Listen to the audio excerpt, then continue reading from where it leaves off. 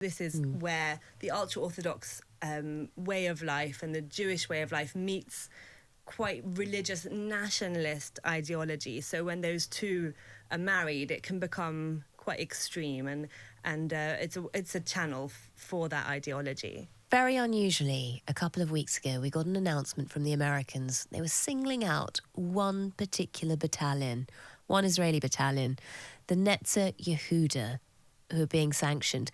Just tell us a bit about this battalion. What are their origins? So the Netzah Yehuda Battalion was founded in 1999 and comprised of maybe 15 to 30 volunteers initially, just before the Second Intifada, who come from ultra-orthodox backgrounds. I'm also going to refer to the ultra-orthodox as Haredi, which is the local or the Hebrew word for this community who...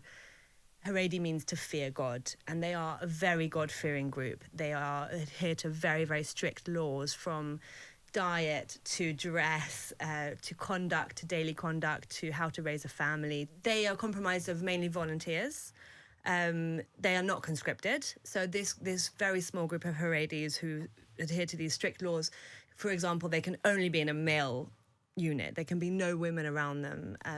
This is because of Haredi belief. Exactly. They can't mix genders. They can only really be with their female relatives and their wives. It was kind of set up as a bit of an experiment, I think, to introduce the Haredis who don't normally conscript into the IDF, into the Israeli Defense Forces. What's unusual about it is that this community, the Haredi ultra-Orthodox community, don't usually go into the IDF. So those who do tend to have quite a strong ideology. Because this is something that wouldn't really be accepted by a lot of Haredi. So these are people who are on the fringes of Haredi society, effectively. I think that's definitely true. I did speak to an expert in Haredi affairs who told me this was the sidelines of the ultra-Orthodox. This is where the ultra-Orthodox way of life and the Jewish way of life meets quite religious nationalist ideology. So when those two are married, it can become quite extreme, and it's a channel for that ideology.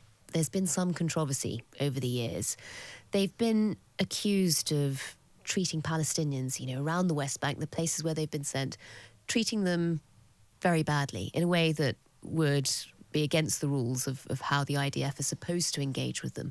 There are many, many units in the IDF, and there are many, many accusations against individual soldiers in the IDF. I just want to give a few other examples that aren't just specific to Netzah Yehuda, but also, for example, the killing of an unarmed Palestinian who lay there dying, and Alor Azaria shot him in the head while he was essentially immobilised. That was a huge controversy a few years ago, and he wasn't from that unit. Yeah, so this isn't to say that the IDF wouldn't, there wouldn't be other cases of unfair treatment of Palestinians, unfair killing of Palestinians. Exactly.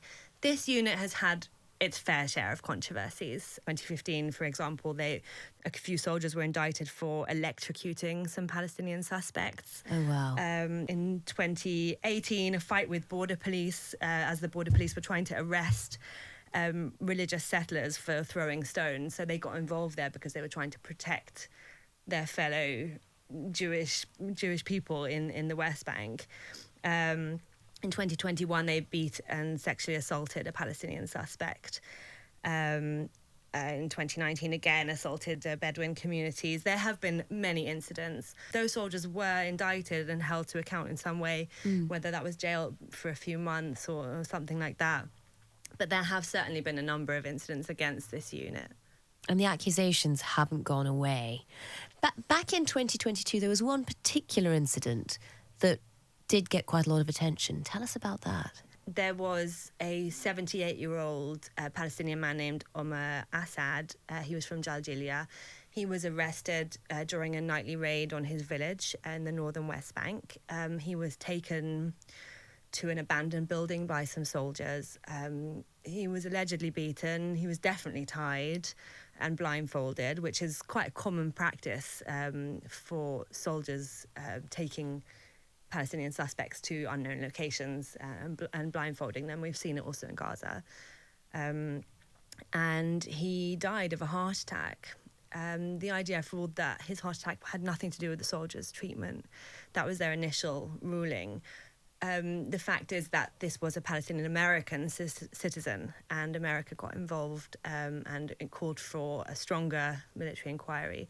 In that inquiry, the IDF did find that there was moral failings, that's a direct quote, or ethical failings. They didn't arrest the soldiers who were involved in that. They did give them some punitive punishment within the army, and they called on 2 commanders to resign from their post over that incident. Around 6 months after that, so that was January 2022, and Mr. Assad was left out in the cold to die of a heart attack in the middle of winter. 6 months later, the Israeli army decided to remove the entire unit from the West Bank. They thought this is too much trouble. And they moved them to the Gallant Heights, where they won't be interacting with Palestinian civilians, and where they'll be just protecting the border, essentially.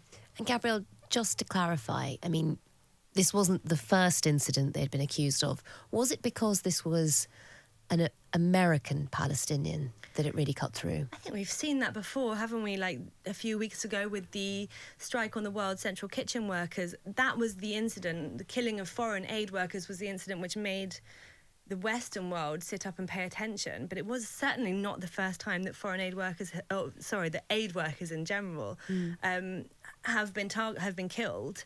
I think it might have been a similar thing there, which made them pay attention to what was happening on the ground, and involved them involved them directly with one of their citizens. And is that the reason the Americans are now sanctioning this one battalion? I think that was the trigger for it. They're basically enacting something called the Leahy Law, which is a 1987 law which prevents the US from funding or training any foreign military units who have been accused of violating human rights or human rights abuses.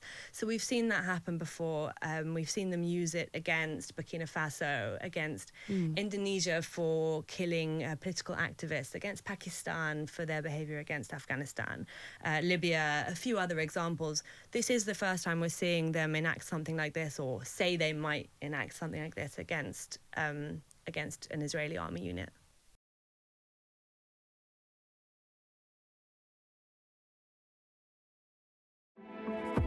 I'm Manveen Rana from The Story, a daily news podcast from The Times. Join me and my co-host Luke Jones for a deep dive into the big stories and investigations. Plus, each month, William Hague hosts an agenda-setting interview with a key newsmaker or big thinker. That's The Story, The Times daily podcast that brings you one remarkable story told in depth.